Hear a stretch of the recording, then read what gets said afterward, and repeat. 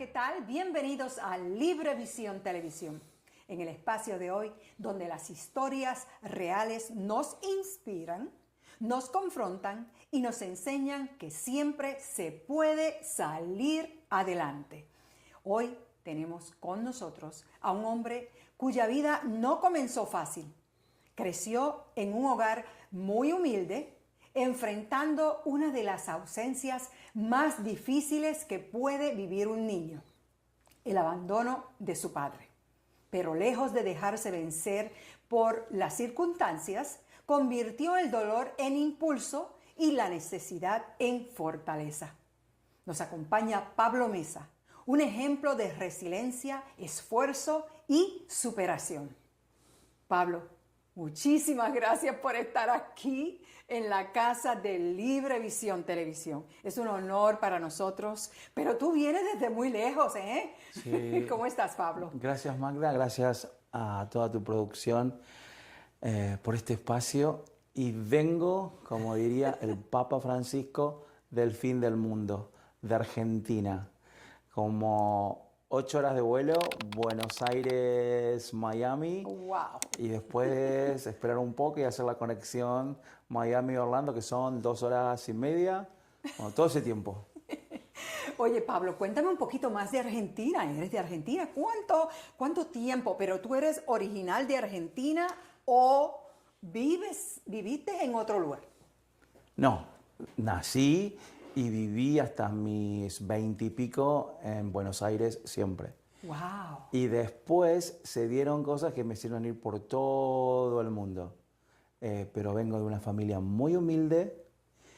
Tengo 56 años. Y mi padre a los 5 años abandona a mi madre, que estaba criando a mi hermana y a mí.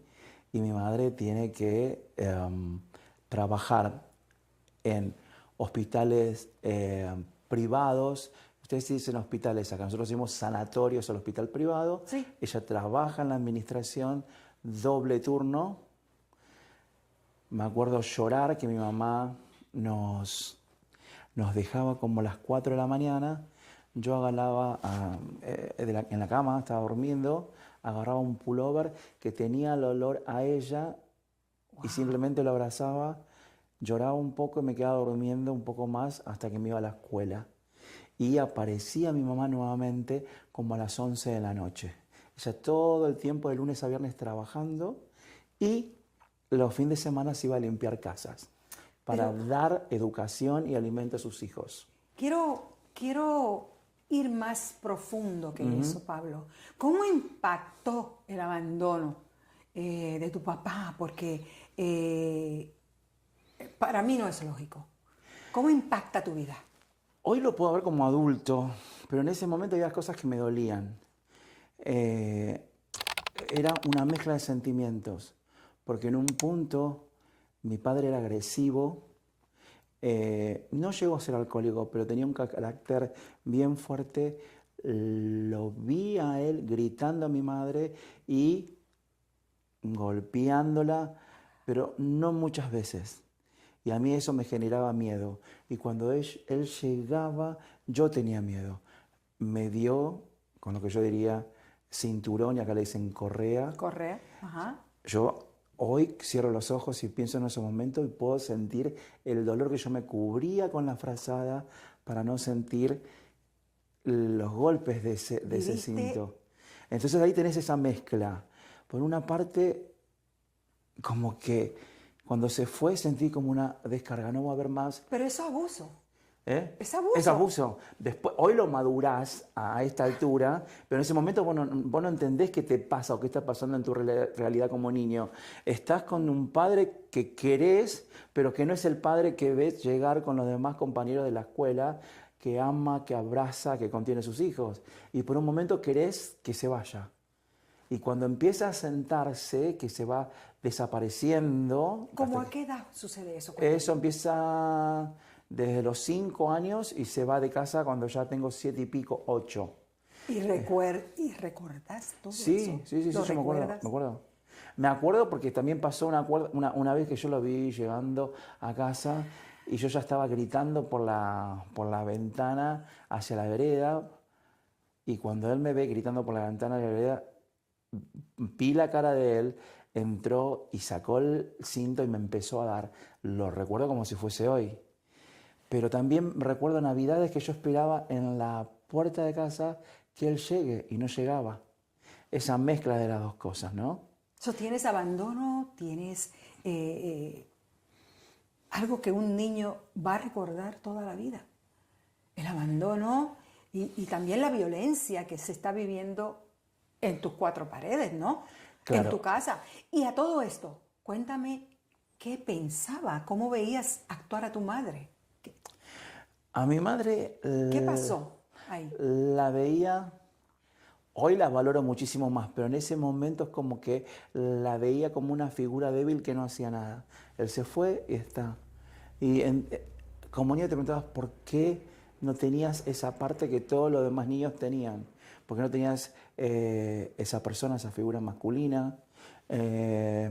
Después te cuestionabas cosas. ¿Por qué no te gustaba jugar al fútbol y parecías una mariquita o caminabas como una mariquita cuando no tenés un modelo masculino? Entonces muchas cosas que te van marcando porque también te van insultando. Tus compañeros de primaria te van diciendo, ah, mira. Y entonces sentís un montón de cosas y internamente empezás a llorar. Internamente no le quiero decir a mi madre porque yo veía que mi madre se estaba forzando por cuidar a su hija y a su hijo. ¿Tienes una hermana? ¿Tienes otra hermana? Tengo una hermana que en sí no tenemos relación hoy. Porque, bueno, viene... ¿Qué pasó ahí? ¿Qué pasó? No, viene mucho después que ella se casa con una persona, para mí hay una patología ahí de ambos. Y ellos, hoy mi madre tiene 87 años. Yo vivía solo cuando yo vine a vivir acá a Orlando por mucho tiempo. Vuelvo a Argentina y mi madre empieza con un Alzheimer. Ahora, a partir del 2006. Y ella y su esposo un día me llamaron, me dijeron, vamos a casarnos, vamos a vivir en la casa de tu madre, te pedimos que no vengas porque es nuestra privacidad. Y en sí querían ocupar la casa y querían poner a mi madre en un geriátrico. Ahí me puse yo y dije no. Por supuesto dijiste no, güey. No, porque ponerla a mi madre en un geriátrico, por más que tengo Alzheimer, era matarla. Entonces ahí fue una decisión propia. Yo no juzgo a las personas que tengan que poner a sus padres por diferentes situaciones en un geriátrico. En mi caso yo sabía que tengo que hacer hoy día el esfuerzo máximo para darle lo mejor a ella en su casa. Que si yo la meto en una institución, la mato. No estuviera hoy. No estuviera hoy, porque hubiese muerto de tristeza. Sí. Muy tristes. Sí. ¿Qué fue lo más duro que te tocó enfrentar en tu adolescencia? ¿Qué fue lo más duro para ti? Porque acuérdate que estás en crecimiento y tienes todos esos choques de todos esos sentimientos en tu vida. ¿Qué fue lo más que te marcó para siempre? La necesidad, la carencia. Había una carencia afectiva y presencial de un padre, había una carencia de que no teníamos todos los lujos. Yo veía a mis primos que podían ir a vacacionar, veía a mis compañeros de escuela llegar a las fiestas nacionales, que hacían actos especiales con sus mamás o papás, y yo solo, porque mi mamá estaba trabajando. Qué duro. Que puedo sintetizarlo en una palabra que era carencia. Esa carencia también te daba miedos. Hoy puedo decir que recién hace poco aprendí a andar en bicicleta. ¿Por qué? Oye, no, y sé que no manejas. ¿Tienes No miedo manejo, a no manejar? manejo. Pero yo creo que vienen las dos cosas juntas, bicicleta pero y... ¿cómo es que no aprendiste o te da miedo manejar? Yo creo que la bicicleta me dio miedo, pero ¿por qué? Porque hasta los 8 años que mi padre estuvo en casa, iba y venía, después desaparece, él tuvo una preferencia muy grande por su hija, o sea, mi hermana. Y nos habían comprado una bicicleta para cada uno. y él llevaba todas las noches a mi hermana a andar en bicicleta en una calle que sale de la puerta de casa. Y por supuesto tú decías, Ella ¿por qué aprendió, ella y yo no? no lo cuestionaba, pero lo que pasa es que yo estaba solo y me acuerdo literalmente cuando le sacan las dos rueditas que sostienen esa bicicleta, mi hermana empezó a andar y a mí nunca me sacaron las dos rueditas, nunca. Y mi hermana pudo manejar la bicicleta, manejar motocicleta, la motorbike y manejar incluso cualquier tipo de carro.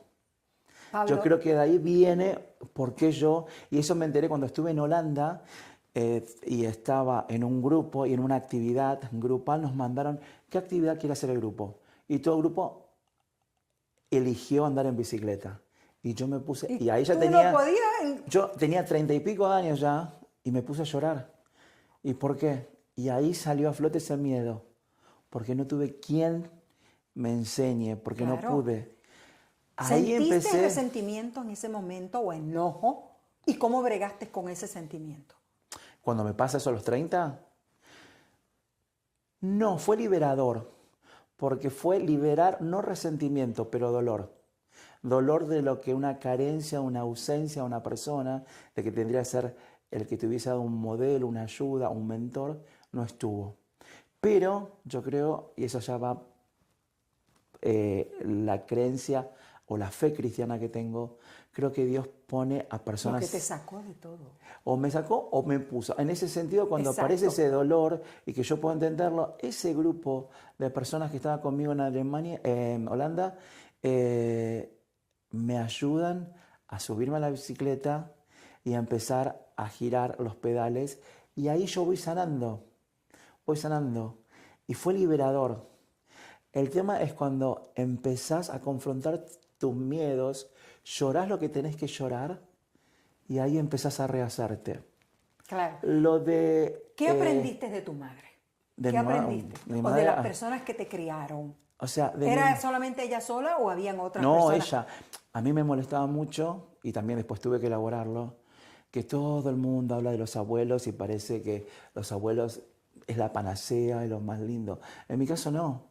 En mi caso, mi madre, además de trabajar de eso, me acuerdo que a los hijos de las hermanas de mi mamá, o sea, mis primos, mi abuela los cuidaba de gratis, les daba todo. Y a mi mamá, mi abuela materna, le cobraba.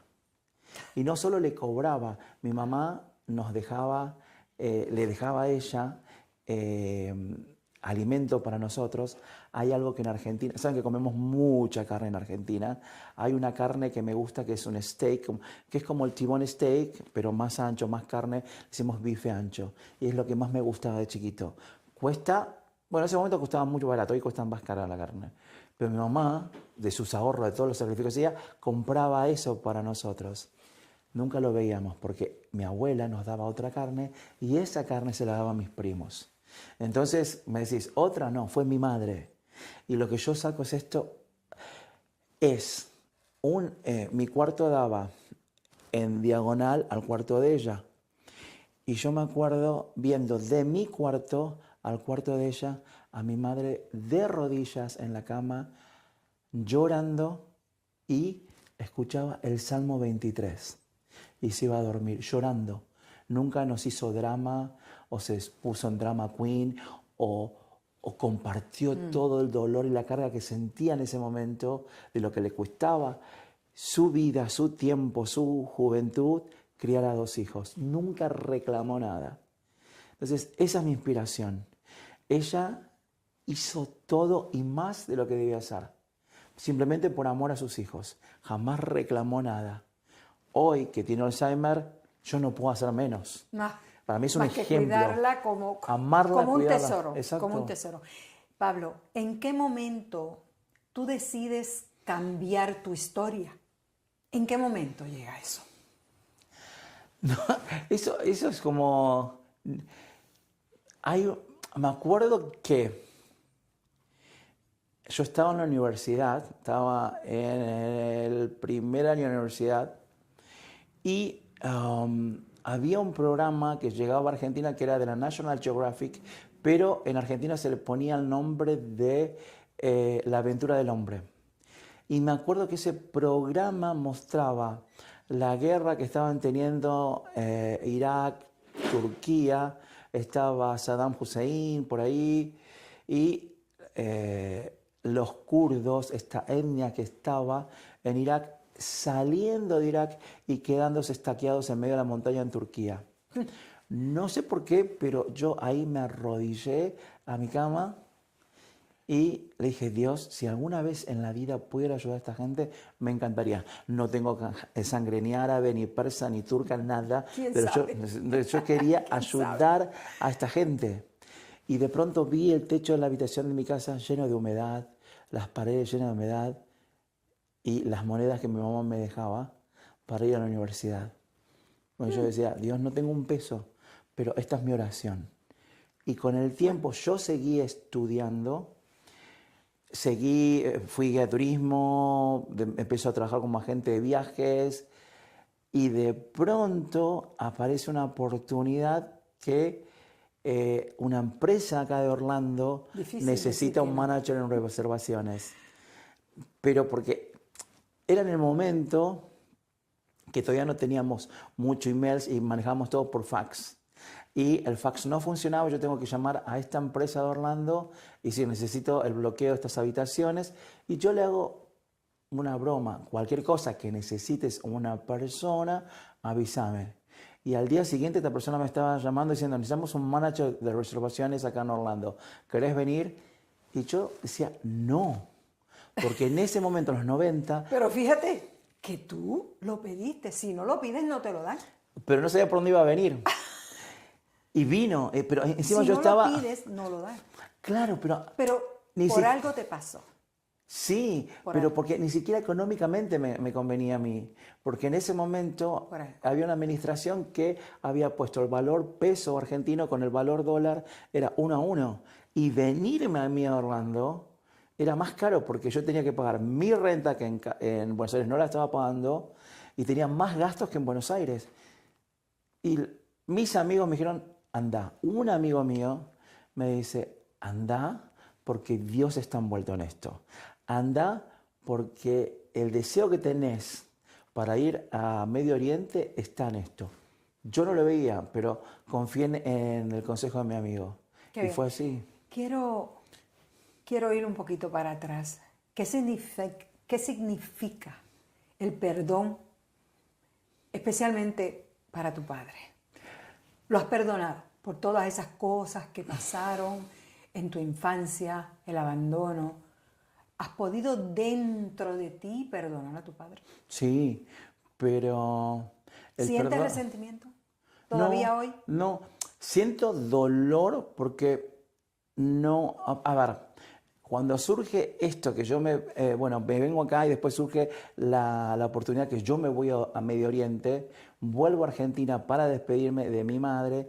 No sé cómo mi madre hace para localizar a mi padre y mi padre aparece, yo ya a los 20 y pico, y aparece y yo viene a mi casa, yo estaba muy emocionado, él no sentía nada y yo me encerré en un cuarto con él, le digo, yo papá te amo. Yo estaba llorando y le decía, te amo, no sé por qué dejaste mamá, no me interesa la relación, esposo es entre ella y vos y ella. Yo como hijo te digo simplemente que te amo y te perdono. Qué bonito. Y yo lo abracé y lloré. Qué bien. ¿Y él? A él fue como si le hubiese dicho, ganó las elecciones Trump. Nada, pero nada, o sea, nada. Eso me dolió, pero yo sentí un peso liberador como que yo... ¿Y si estuviera aquí ahora mismo, tu padre, aquí, qué le dirías? Lo mismo, que lo amo. Pero aprendí que a veces cuando tenés que perdonar, es la decisión el perdón y no la emoción y no es la respuesta de la otra persona, es la decisión que vos tomaste por perdonar. Y ahí como que dejas una mochila. Ahora, si la otra persona te quiere perdonar o no te quiere perdonar, la reacción de la otra persona ya no es tu business. Y ahí es lo que yo sentí. Y lo sentí mucho después, que ahí lloré eso fue en pandemia, que me avisan, porque mi padre había ido a vivir a Paraguay, había tenido muchas más mujeres, muchos más hijos, y uno de sus hijos me llama y me dice, murió tu papá. Wow. Y en ese momento yo sentí nada. Y me lo dice como a las 6 de la mañana de un domingo, y yo recién caigo como a las 8 de la noche que empecé a llorar, a llorar, a llorar, a llorar. ¿Por qué lloraba? Porque me acuerdo que me arrodillé a Dios y le dije, Dios, no siento nada. Y eso es lo que dejó mi padre. Sé que el que me engendró murió hoy. Y me duele porque no puedo decir murió mi padre. Porque no siento que perdí un padre. No siento que perdí a nadie. Siento que murió una persona que no conocí. Que traté de hacerlo. Y elaboré ese dolor. Pero no era era un dolor de aceptar el luto, pero el dolor más fuerte es decir, fue mi padre y no me generó un sentimiento de padre e hijo. Hoy me llaman algunos de mis amigos y me dicen, falleció tal amigo tuyo, estaría llorando por horas, porque generé una relación con mi amigo, con mis primos, obvio, con mi madre, pero con la persona que me engendró, no sentir nada, eso es fuerte. Pero, Bueno, tuve que mirarme al espejo y decir, ¿le guardo rencor? No. ¿Le guardo odio? No. ¿Ira? No. ¿Qué sentís? Nada. Y el sentir nada fue peor que todo. Es como que no existió y que vos tampoco exististe para esa persona. ¿Te sientes realizado hoy día? Sí. ¿Te sientes contento contigo mismo? Sí, sí, sí, sí. ¿Qué mensaje tú le darías a los niños, ¿verdad? A los jóvenes de hoy día que están pasando por una situación similar? ¿Qué mensaje? Que no son las condiciones que te suceden las que condicionan tu vida. Puedes venir de una familia muy humilde, puedes tener un padre abusivo, puedes haber pasado por periodos de carencia. Desde mi fe creo en Dios y Dios me recogió con todo y me ayudó en ese proceso. Pero aprender de todo eso, elaborar todo eso, hacer que cada circunstancia tenga sentido. O si no lo tiene, elaborarlo y no quedarte con nada. Vivir, yo creo que eso que decís de realizar significa vivir libre cada día, que no te tire para atrás ninguna mochila, ningún resentimiento. ¿Eres libre? ¿Eh? ¿Eres libre? Sí, totalmente. Pablo, ¿en qué más te ayudó el Alzheimer a ti hasta el momento? Cuéntame Como un te poquito. dije antes, amigarme, entenderlo y en ese proceso, con todos los cambios, decidí renunciar a la empresa que estaba trabajando por 13 años pensando en, quiero un espacio para estar más con mi madre, que tiene 87 y no sé por cuánto lo voy a tener, cuidar de ella, disfrutar de ella, darle un cuidado a ella, mejorar su calidad de vida, atender necesidades de su casa, hacer refacciones. Renuncié y empecé con este proyecto que nació cuando vi Que es algo... el bebé tuyo, ¿no? Totalmente, pero nació en Cannes, en una feria de turismo, se llama ILTM, la pueden googlear, ILTM, International Luxury Travel Market. Cuéntame acerca de eso. Es Es interesante, ¿no? todo el mercado, alta gama de turismo que se concentra. Viene a LA y va a Cannes. En el mismo lugar que se hace la presentación de las películas de Cannes, se hace ese evento. Wow. Gente, bueno... Pero cuéntame, ¿qué es lo que tú haces? ¿Cómo tú te envuelves en eso? Yo ahí entendí que la persona que se sentaba en mi escritorio no era el dueño de una empresa de 15, 50 empleados. Simplemente era un señor, una señora con su computadora teniendo clientes con mucho dinero y vendiendo. Le digo, yo quiero eso. Renuncié y empecé con todo lo poco que tenía, con eso empecé. Y me rodeé, le compartí a un amigo mío de la iglesia, Marcelo, esto. Y él me diseñó todo. Empezó a diseñar la página, empezó a diseñar las redes, el nombre. Le dije a mi ex jefe, ¿por dónde voy? El nombre. Que sea el nombre de la marca que identifique. Vas a Alta Gama, buscate un nombre que identifique a Alta Gama. Están casi todos usados. Y encontré este que pocos argentinos lo pueden pronunciar. Ustedes son bilingües acá, ustedes lo entienden. Pero el argentino decir lavish o lavishness, dicen cualquier cosa, menos lo que es. Pero es lavishness. Y ahí estoy empezando en un mercado de alta gama.